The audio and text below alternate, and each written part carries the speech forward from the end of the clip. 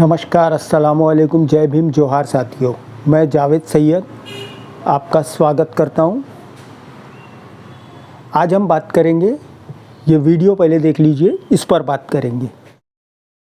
नहीं उठ सकता या फिर आप हदीस को नहीं मानते, आप सिर्फ कुरान की आयतों को मानेंगे। आप मुझे क्लैरिटी दे दीजिए ना, कौन सी बात सही है, फिर मैं आगे डिबेट नहीं, हदीस का हमारा मुताला नहीं है।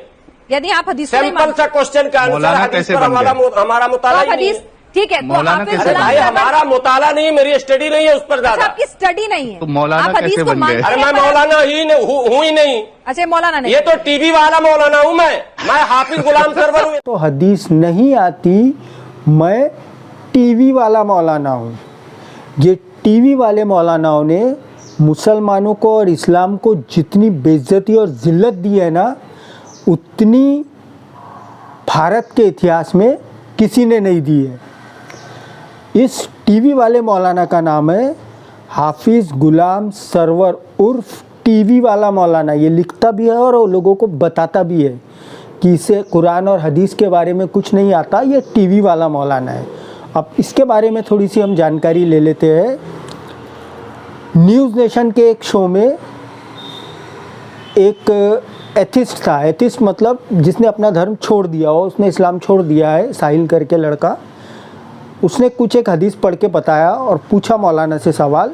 तो मौलाना ने बोला, मुझे हदीस नहीं आती, मैं तो टीवी वाला मौलाना हूँ। वाह, टीवी वाला मौलाना, यह साफ साफ क्यों नहीं बोल देता? मैं 2 टके का 5,000 रुपये लेके इस्लाम की बेइज्जती करने वाला मौलाना हूँ, करवाने वाला मौलाना हूँ। इस्लाम को कहीं पे भी फंसवाने वाला मौलाना हूँ। मुझे ना संविधान का पता है, मुझे ना कुरान का पता है, मुझे ना हदीस का पता है, लेकिन मैं अपनी दाढ़ी, टोपी और कुर्ता लेकर टीवी पर बैठ जाता हूँ, अपनी उलूल जुलूल बातें करता हूँ, दूसरे धर्मों के बारे में अनाप शनाप बोलता हूँ, जिससे आगे वाले जो लोग हैं वो मुझे इस्लाम के ऊपर फंसा देते हैं। फिर मैं फंस जाता हूँ और मुझे मिलता क्या है?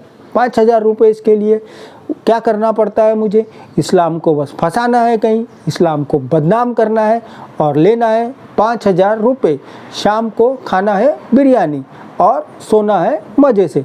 मेरा यही काम है। किसका? इन टीवी वाले मौलानाओं का। अब इनके ऊपर एक डिटेल रिपोर्ट आई है। ये पहले टीवी वाले का देख लेते हैं हम। ये अक्सर न्यूज़ चैनलों पर देखा जाता है, ये टीवी वाला जो है मौलाना, ठीक है। इसने ऑल इंडिया यूनाइटेड मुस्लिम फ्रंट बनाया है। इसने एक संगठन बनाया है, ऑल इंडिया यूनाइटेड मुस्लिम फ्रंट। और उसके पहले ये उदित राज की जो पार्टी थी, इंडियन जस्टिस पार्टी, उसका ये बिहार का अध्यक्ष होता था। और ये जो है बिहार के बेगूसराय का है। ये जो है बिहार के बेगूसराय का है। 5,000 मौलाना जो है, बिरयानी वाला मौलाना जो है, वो बिहार के बेगूसराय से आता है। और जो पहले राजनीति में था, फिर ऑल इंडिया यूनाइटेड मुस्लिम फ्रंट बनाया, फिर इसे टीवी वालों ने कांटेक्ट किया और फिर ये इस्लाम की बेइज्जती कराने टीवी पर जाने लगा। अब दूसरा मौलाना देख लीजिए, शोएब जमाई। ये एक पढ़ा लिखा मौलाना है। एक बात तो अच्छी है, पढ़ा लिखा इन द सेंस इसने बायोटेक्नोलॉजी में ग्रेजुएशन किया है, लेकिन इस्लाम और रैशनलिज़म पे इसका ज्ञान बिल्कुल नहीं है। जैसा कि इस्लाम और रैशनलिज़म का ज्ञान ज़्यादातर मौलवियों को भी नहीं होता है। उनको जो आजकल सोशल मीडिया पे एथिस्ट बने फिरे हैं, मुसलमानों के दुश्मन बने फिरे हैं, वो लोग उनको फंसा देते हैं। इस्लाम कुरान की आयतों पे, हदीस पर उनको फंसा देते हैं। रैशनल जवाब नहीं दे पाते मौलाना लोग। तो ये तो बायोटेक्नोलॉजी का ग्रेजुएट है बेंगलोर यूनिवर्सिटी से, लेकिन उसके बाद ये 2017 में आरजेडी का स्टेट प्रेसिडेंट रहा है बिहार का। और 2020 में इसने पप्पू यादव की जन अधिकार पार्टी ज्वाइन की है। मतलब ये भी एक राजनीतिक व्यक्ति है जो कि मुसलमान बनकर टीवी पर आता है।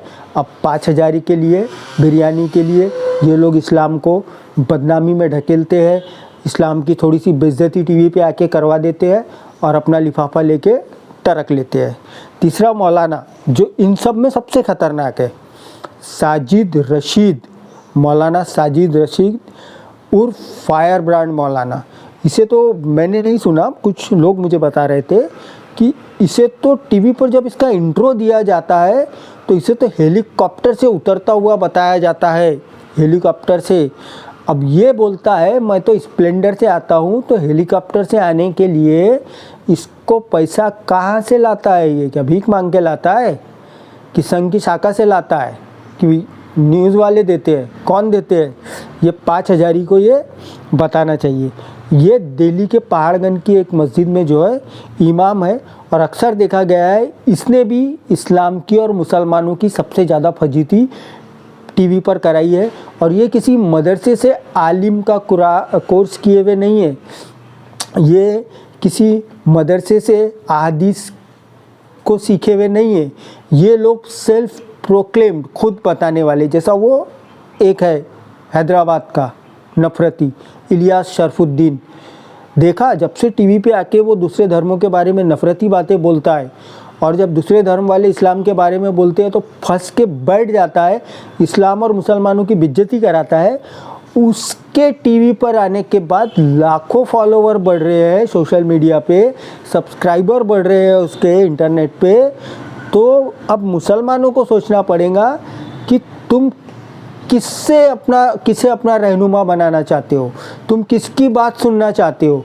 जो तुम्हें और तुम्हारे धर्म को बदनाम करते हैं, जो तुम्हारे धर्म के ऊपर उठाए गए सवालों के रैशनलिस्टिक जवाब नहीं दे पाते हो, उसे या तो कभी धर्म में फंसा देते हो या संविधान में फंसा देते हो। तो आपको सोचना पड़ेगा कि आप इनको अपना रहनुमा मानते हैं क्या? अगर नहीं मानते तो सवाल मेरे को ये है कि इनके इतने सारे फॉलोवर बढ़ जाते हैं, टीवी पे 4 बार क्या आ गया तो 40,000 एक साथ बढ़ गए, एक दिन में 50,000 एक साथ बढ़ गए, 1 लाख बढ़ गए। कौन बढ़ते हैं ये? अगर ये मुसलमान होते हैं तो शर्म की बात है, क्योंकि ये आपके इस्लाम और मुसलमान का बचाव नहीं कर रहे, ये आपके इस्लाम और मुसलमान को बदनाम कर रहे हैं। एक और इनमें आता है मौलाना शोएब कासमी, ये भी जो है टीवी वाला मौलाना है। और एक मौलाना ने साफ साफ कहा है, ये जो फायर ब्रांड वाला है साजिद रशीद उर्फ फायर ब्रांड मौलाना, कि हमें पहले ही बता दिया जाता है टीवी डिबेट के पहले कि एंकर जो होता है वो तुमको एक इशारा करेगा और तब तुमको चीखना है, चिल्लाना है, ज़ोर ज़ोर से चिल्लाना है, अपना पक्ष रखना है। और उन्हें ये भी बता दिया जाता है कि आपसे क्या सवाल पूछे जाएंगे और आपको क्या जवाब दिया जाना है। और इसने ये भी कहा है कि मेरे सामने ही एक बार एक जो दूसरा मुस्लिम स्कॉलर बैठा था, उसने नाम नहीं बताया, उसे एंकर ने एक इशारा किया कि जब गैर मुस्लिम हिंदू ने जब अपनी इस्लाम के ऊपर बात रखा तो उसे एंकर ने इशारा किया, जो उनका ट्रिगर वर्ड होता है, और वो खूब ज़ोर ज़ोर से चिल्लाने लगा और दूसरे धर्म को अनाप शनाप बकने लगा। तो ये मीडिया का बनाया हुआ जाल है जिसमें ये दाढ़ी टोपी वाले फंस रहे हैं और जो हम मुसलमानों को गुमराह कर रहे हैं। हमें इनसे बचना चाहिए। मैं तो कहता हूँ इनका बॉयकॉट करना चाहिए, क्योंकि ये आपको राह नहीं दिखा रहे हैं, ये आपको बदनामी की तरफ ढकेल रहे हैं। और आप जो है इनको टीवी पे देख के आप इनके फॉलोवर बन रहे हैं, आप इनकी बात मान रहे हैं, आप इनकी बात सुन रहे हैं। अब जो एक सवाल मेरे पास आया था, अक्सर लोग पूछते हैं मेरे से कि जावेद भाई आपको कुरान हदीस का नॉलेज है क्या? मैंने कहा नहीं, मुझे कोई नॉलेज नहीं है। मैंने पढ़ा ज़रूर है, मैं कुछ हदीसें जानता ज़रूर हूँ, लेकिन नंबर के हिसाब से मैं नहीं बोल सकता हूँ। कुरान मैंने मीनिंग से पढ़ा है, लेकिन आप अगर ये कहाँ लिखा है पूछेंगे तो ये मैं नहीं बोल सकता हूँ। मैं इस्लाम हो या कोई भी धर्म हो, उसको एक रैशनलिस्टिक व्यू देना चाहता हूँ। उसे एक ऐसा रैशनलिस्टिक मतलब तार्किक, जो जिसे हम कहते हैं, जो कि तर्क में बैठे, वो व्यू देना चाहता हूँ। जैसा कि मेरे से अक्सर सवाल पूछा जाता है कि कुरान में लिखा है कि धरती चपटी है करके। मैंने कई बार कह चुका हूँ कि कुरान में कहीं नहीं लिखा कि धरती चपटी है।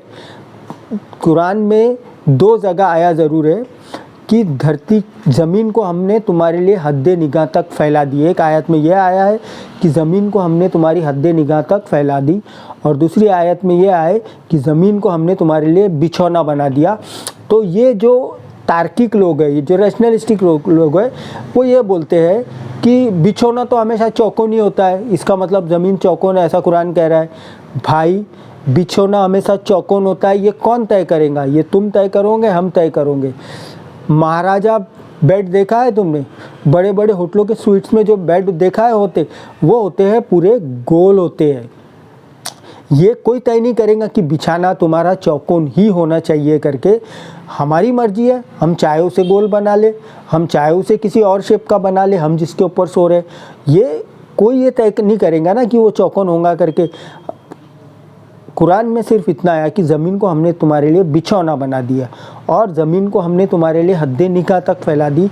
इससे ये बात कहीं पे भी साबित नहीं होती कि कुरान में आया है धरती चपटी है या धरती गोल नहीं है, क्योंकि अगर धरती गोल है, बेशक गोल है, स्पेस से देखो तो गोली दिखती है, धरती गोल है, लेकिन इसका जो फंक्शन है, एक फंक्शन होता है, ठीक है। जैसा करेला है, उसका स्वाद कड़वा होता है, लेकिन उसका फंक्शन वो लीवर और पैनक्रियास को डिटॉक्स करता है। तो उसका फंक्शन जो है वो है फ़ायदेमंद होता है बॉडी के लिए। दिखने से भले ही वो कुछ और दिखता है, लेकिन फ़ायदा करता है। तो वैसी धरती गोल ज़रूर है, लेकिन कहीं पे भी आपको उसका ये फंक्शन ज़मीन पर नज़र नहीं आएगा। ये आपको नज़र आएगा आसमान से देखने पर कि धरती गोल शेप में है, स्फेरिकल शेप में है, तो ये आसमान से देखने पर आएगा। और कुरान ज़मीन के लोगों के लिए, ज़मीन पे रहने वालों के लिए उतारी गई किताब थी। इसीलिए कुरान ने कहा आप धरती पे चाहे 1000 किलोमीटर चले जाए, 10,000 किलोमीटर चले जाए, 20,000 किलोमीटर चले जाए, आप घूम के वापस अपने ही क्षेत्र में आ जाओगे, लेकिन आप कभी ऐसे एक छोर पे नहीं जाओगे। जो गोल का फंक्शन होता है, जो किनारा होता है, वो कहीं धरती का आपको स्पेस से नज़र आएगा, लेकिन धरती के ऊपर खड़े रह के नज़र नहीं आएगा। इसीलिए ये इसका रैशनलिस्टिक आंसर है कि कुरान ने कहीं नहीं कहा कि धरती गोल नहीं है, कुरान ने कहीं नहीं कहा कि धरती चौकोन है, कुरान ने कहीं नहीं कहा कि धरती चपटी है। कुरान ने सिर्फ दो चीज़ें कही कि धरती को, मतलब इस ज़मीन को हमने तुम्हारी हद्दे निगाह तक, तुम जहाँ तक देखो वो फैली हुई है, और हमने इसे तुम्हारे लिए बिछौना बना दिया। अब ये तुम तय नहीं करोगे, ये नफरती लोग बैठ के तय नहीं करेंगे कि बिछौना हमेशा चौकोनी होता है। बिछौना, बेड गोल भी होते हैं और बहुत सारे होते हैं, जैसे मैं यहाँ लगा दिया हूँ। अगर आपको ये वीडियो पसंद आया तो लाइक करें, सब्सक्राइब करें, शेयर करें। जय भीम, जय संविधान।